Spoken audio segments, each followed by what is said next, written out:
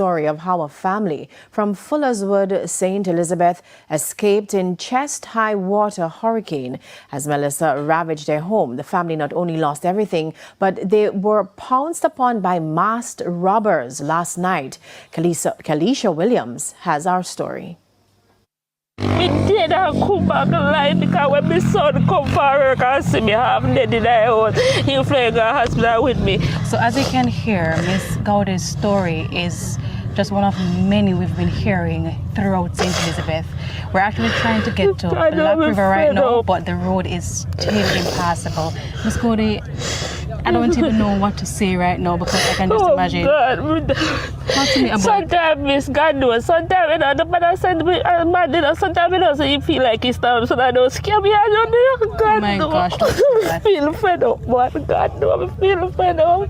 I'm happy you're here with us, and I'm happy you're still alive. And me and my husband and my wife, and so we have to hug up and see because they know. So me have it asthma now.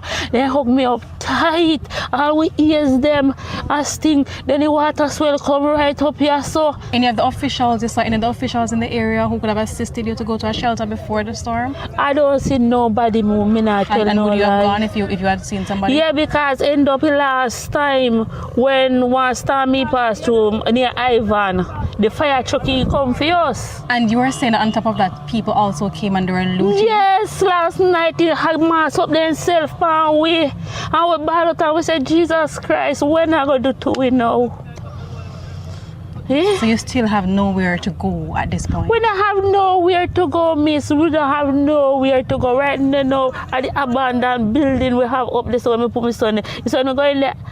Up here, some of the cement dust and something. We just have sneeze.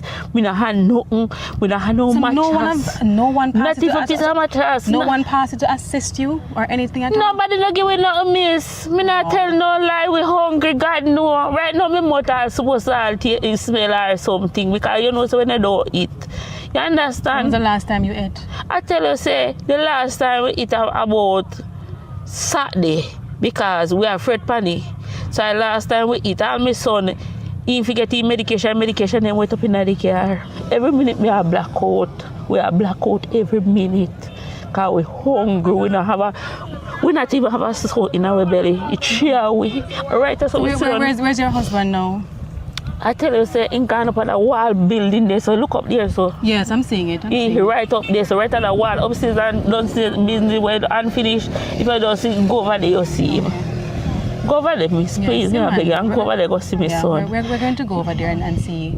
But thank you so much for speaking to us. And my son a teacher Gregory Clark. I see some people coming over right now, and I'm hoping that they'll be able to get my husband again in here, Oliver Stewart. Okay. My son name Gregory Clark.